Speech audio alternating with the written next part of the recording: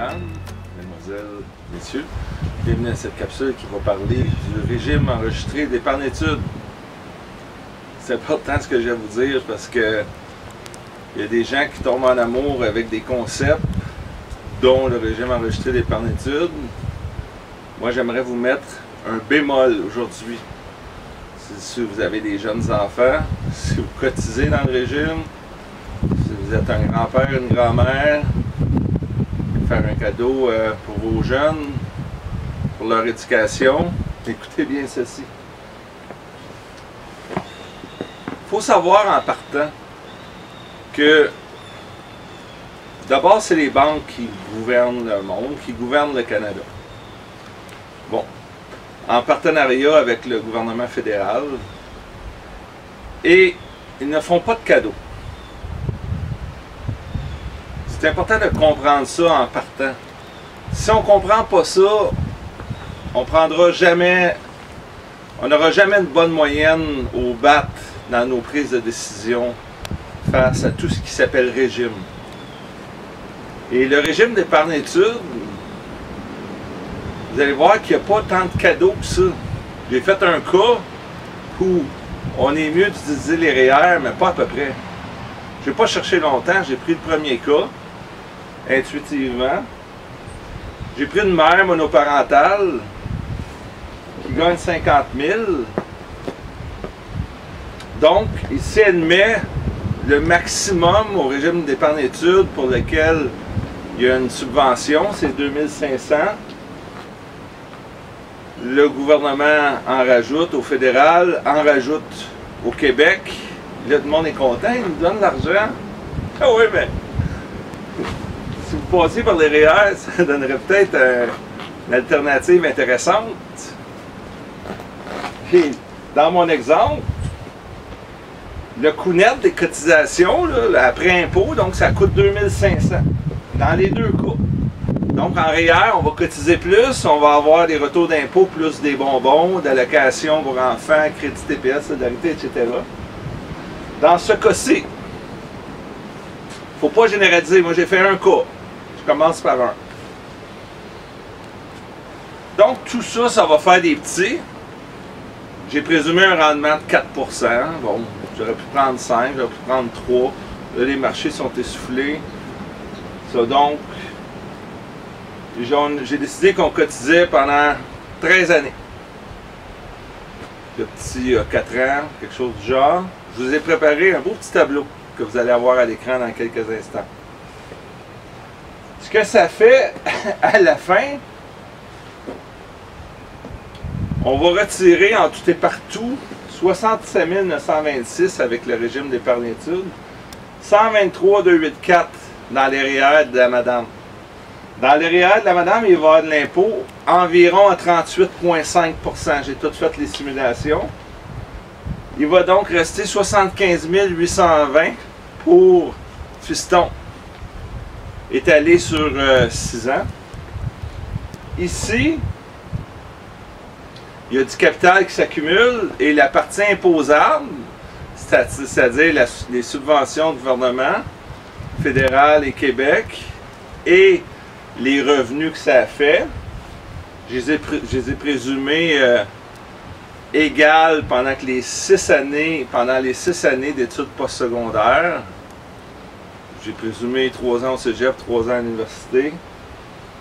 Et ça donne 61 926 net dans les poches du jeune.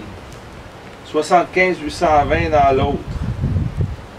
Donc un avantage de 13 894. J'ai figuré 1000 $ d'impôt par année. Parce que ça peut être pire. Mais juste à l'œil comme ça, on parle d'un avantage de 14 000 $. Yo, moi, monsieur, je pense pas que je vais travailler. Si ma mère met de l'argent de côté, peut-être pas toi, mais un autre peut-être va travailler plus, un autre dans la moyenne. Mais même si tu ne travailles pas, même s'il n'y a pas d'impôt du tout sur tes revenus imposables qui suivent le régime d'épargne-études, c'est encore mieux avec les REER. Moi, monsieur, ma fille a eu bien de la misère, c'est que j'en mets de l'argent là-dedans. Je dis pas que c'est pas bon, Vous êtes une personne âgée, vous avez de l'argent de côté, donc ça vous fait plaisir. C'est fini le temps des REER et tout ça. Peut-être vous pourriez donner de l'argent à votre fille qui mettre de l'argent dans ses REER en fonction de ça. Ça pourrait être une meilleure astuce. Mais qu'une personne âgée en mette,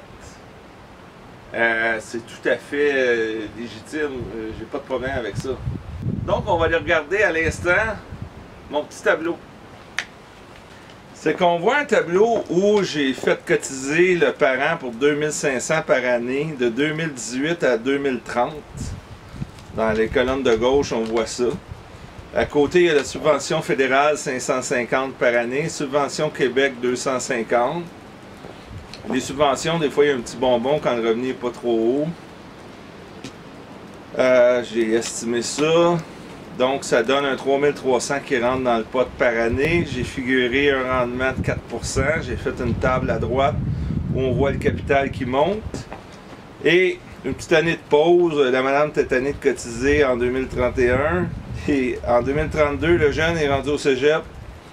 Donc, j'ai présumé qu'il retirait de façon égale 11 321 $ pour arriver 11 321 $ par année dans l'avant-dernière colonne de droite pour arriver à zéro.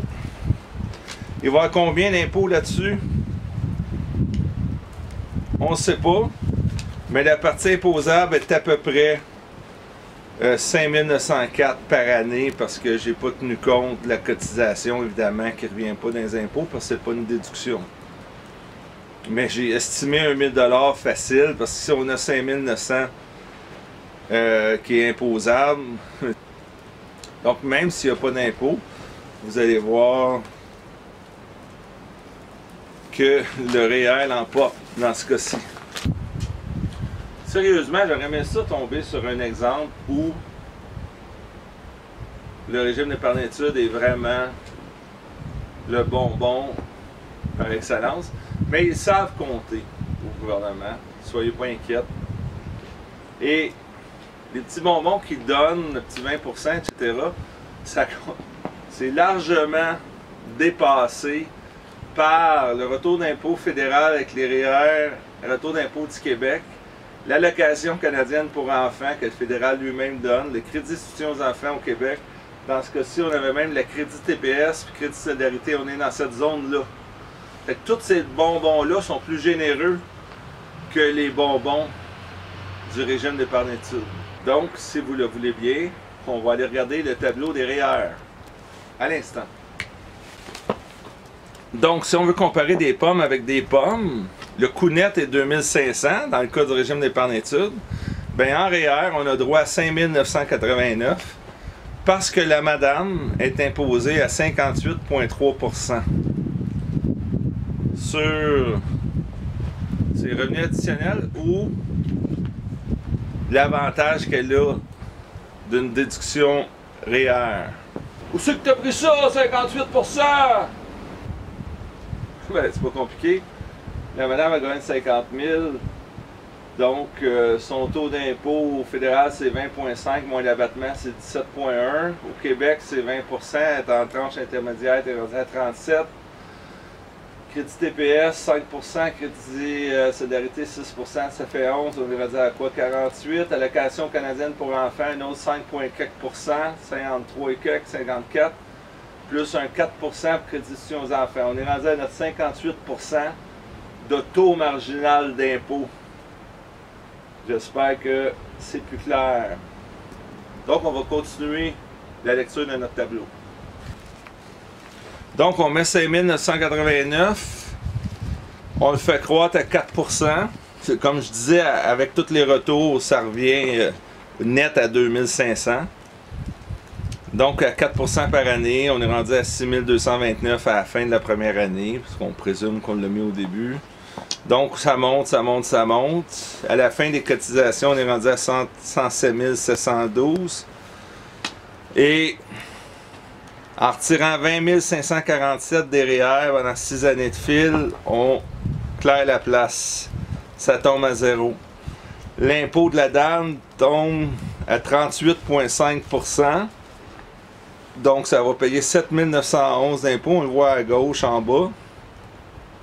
7 911 par année, donc 47 464 d'impôts. Si on retourne à l'avant-dernière colonne de droite, du 123 284 qui est en caractère gras, qui est retiré des REER, elle paye 47 464 d'impôts en tout. Je me suis pas cassé la tête avec la valeur de l'argent dans le temps, là, ça valait pas la peine. Et on a 75 820 net.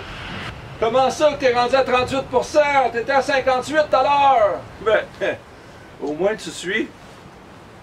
Parce que quand l'enfant est rendu à 18 ans et plus, les bonbons d'allocation canadienne pour enfants disparaissent. Crédit soutien aux enfants au Québec disparaît. Crédit solidarité, il débarque aussi parce qu'il n'y a plus d'enfants à charge, il y a un bonbon de moins là. Crédit TPS, tout disparaît. Il reste juste l'impôt, 37,1%. Puis pourquoi ça donne 38 et quelques? Parce qu'il y avait un petit morceau de TPS qui lui est complètement disparu, donc il vient altérer un peu le pourcentage.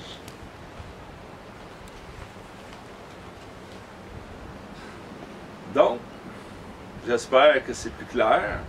S'il vous plaît, ne pas généraliser, mais avant d'embarquer et de mettre le paquet dans un régime d'épargne-études, s'il vous plaît, consultez un expert pour avoir un avis indépendant. C'est Daniel Pilon, CPA, chroniqueur financier, toujours indépendant.